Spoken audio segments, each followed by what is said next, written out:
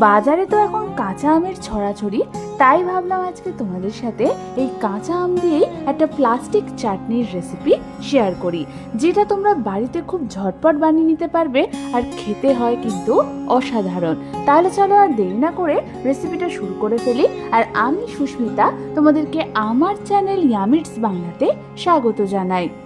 এই রেসিপিটার জন্য প্রথমেই আমি এখানে 3খানা মিডিয়াম সাইজের কাঁচা আমকে ভালো মতো ধুয়ে নিয়েছি। এবার এক এক করে কাঁচা আমগুলোর মুখের দিকটাকে আমাদের ছুরির সাহায্যে কেটে নিতে হবে। তারপর আমি এক এক করে আমের খোসাগুলো পিলারের সাহায্যে ছাড়িয়ে নেব। সমস্ত আমের খোসা ছাড়ানো হয়ে গেলে এগুলোকে আমি ছুরির সাহায্যে মাঝখান থেকে দুভাগে ভাগ করে নেব। আমগুলোকে দুভাগে ভাগ করার পর এর মাঝের নরম আটিগুলোকেও আমাদের ফেলে দিতে হবে। এবার আমাদের এই আমগুলোকে কিন্তু এরকম লম্বা লম্বা ভাবে পাতলা পাতলা স্লাইস করে কেটে নিতে হবে। তোমরা দেখো আমাদের সমস্ত আমগুলোই কিন্তু পাতলা করে কাটা হয়ে গেছে। এবার এই সবগুলোকে আমি একটা অন্য বাটির মধ্যে ট্রান্সফার করে দেব।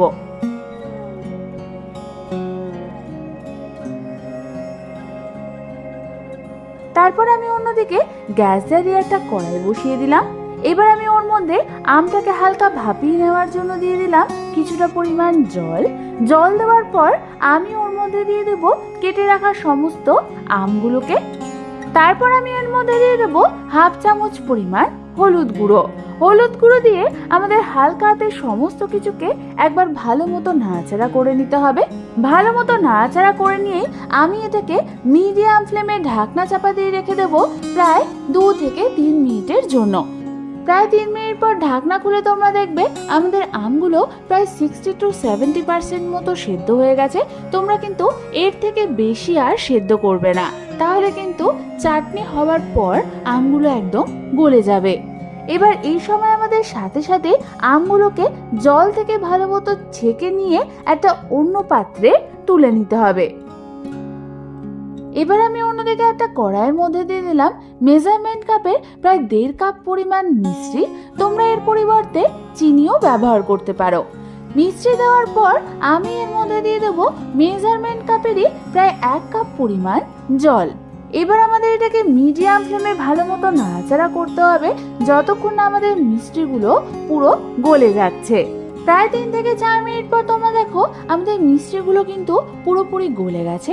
ঠিক এই সময় আমি এর মধ্যে দিয়ে দেবো প্রায় 1 চামচ পরিমাণ লেবুর রস, আর দিয়ে দেবো মেজারমেন্ট কাপের হাফ কাপ পরিমাণ কিশমিশ আর হাফ কাপ পরিমাণ কাজু বাদাম। এই সমস্ত কিছু দিয়ে আমাদের হালকা হাতে সবকিছুকে একবার নাড়াচাড়া করে নিতে হবে।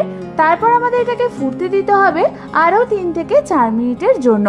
প্রায় 3 থেকে 4 মিনিট পর তোমরা দেখবে আমাদের মিষ্টি আর জলের যে মিশ্রণটা সেটা হালকা ঘন হয়ে এসেছে। ঠিক এই সময় আমি এর মধ্যে দিয়ে দেবো সেদ্ধ করে রাখা আমগুলোকে, আর দিয়ে দেবো প্রায় 1/4 চামচ পরিমাণ নুন। নুনটা কিন্তু তোমরা এখানে একদম অল্প পরিমাণ ব্যবহার করবে। নুন দিয়ে আমাদের সবকিছুকে হালকা হাতে একবার নাড়াচাড়া করতে হবে।